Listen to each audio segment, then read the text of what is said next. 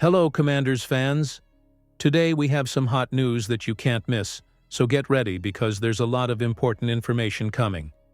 Before we start, we'd like to take the opportunity to subscribe to the channel, activate the bell, and stay up to date with all the news about our Washington Commanders. Don't forget to leave a like, which really strengthens our community and helps bring this content to the most passionate fans of the team. Now, without further ado, let's get straight to today's news. Commanders expected to select potential NFL draft steal at number 29. The Washington Commanders will be on the clock when the 2025 NFL Draft comes down to pick number 29. And one analyst believes he found General Manager Adam Peters to be a real bargain. Number of different options have been floated for how Washington should spend its first-round pick, from running back to cornerback to trades to not using the pick at all. Overall, the consensus seems to be that the Commanders should select a pass rusher. Commanders bolster pass rush with JT Tuimoloau in 2025. MockDraftNFL.com's Mark Ross is among those in that camp. He said Washington selected a national champion, defensive end who he calls perhaps the most underrated player in the draft. That would be Ohio State's JT Tuimoloau.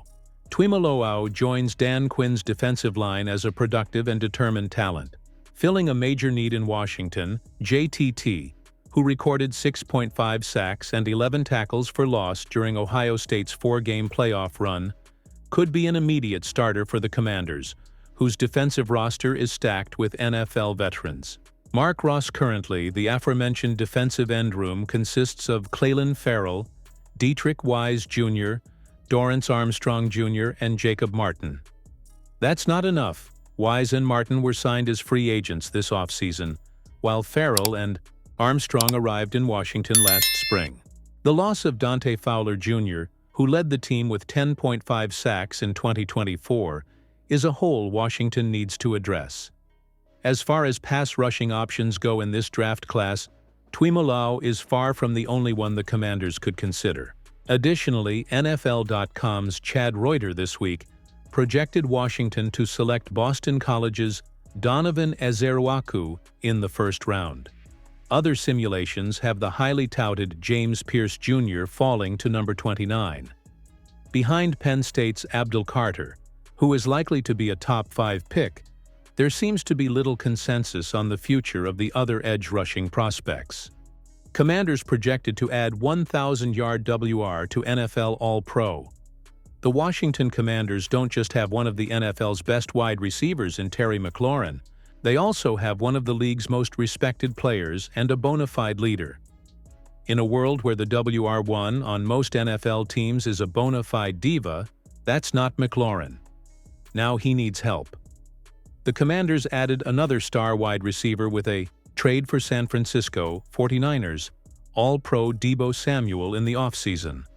Though exactly what role the versatile Samuel will play in the offense has yet to be determined.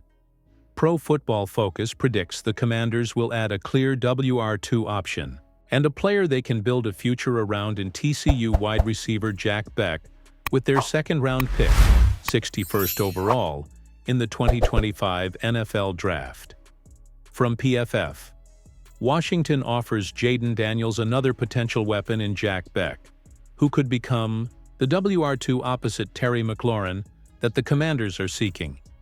Beck brings impressive athleticism and quickness for a bigger receiver, and he threw just one pass last season, with only 4 total pass breakups in his college career.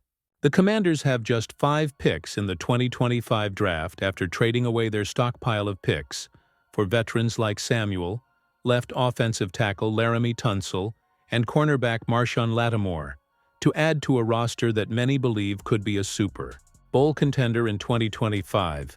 Beck had a breakout season after transferring from the SEC to the Big 12. The 6'1", 215-pound Beck caught 59 passes for 689 yards and 4 touchdowns in his first 2 college seasons at LSU, before transferring to TCU ahead of the 2023 season. In 2024, Beck finally had a breakout season that put him on the radar of NFL scouts, with 62 catches for 1,034 yards and 9 touchdowns in 12 games, and being named All-Big 12. He then caught 6 passes for 68 yards, and the game-winning touchdown in the Senior Bowl. The path to being named Senior Bowl MVP, Beck also dealt with incredible tragedy in his final college season after his older brother, Tiger Beck, was killed in the truck attack in New Orleans in the early morning hours of Janvier 1, 2025. Tiger Beck, 27, was a 2-time All-Ivy League kick returner at Princeton in 2017 and 2018. Commanders should beg Bengals to take rising star at NFL Combine. The Washington Commanders have not been shy about making bold trades during Adam Peters' second offseason in charge. He acknowledged that the team was further ahead than anyone expected, with the Super Bowl trade window open and a rookie quarterback contract to build around. The respected general manager responded accordingly.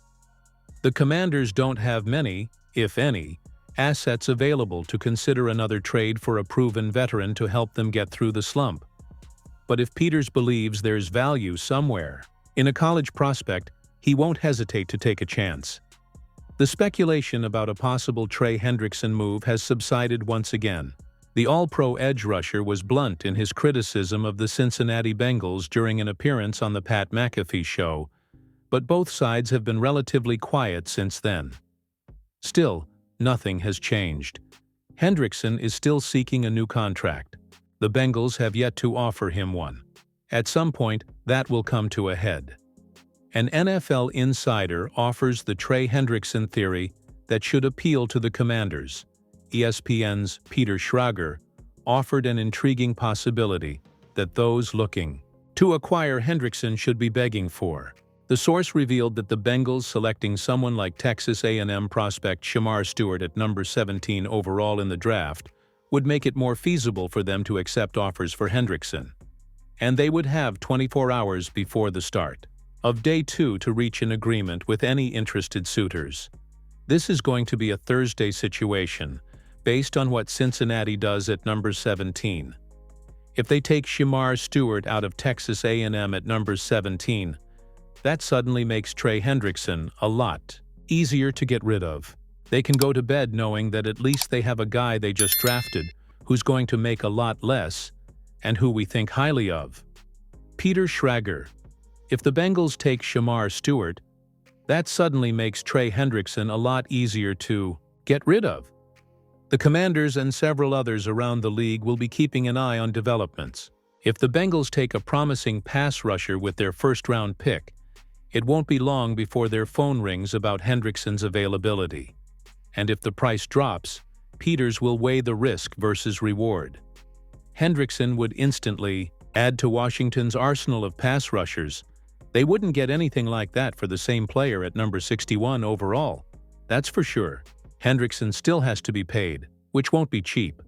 But Peters has retained some future financial flexibility with the moves he's made throughout his second draft season so far. If the Commanders somehow land Hendrickson, they'd be a hot Super Bowl pick among the media, despite the Philadelphia Eagles being in the same division.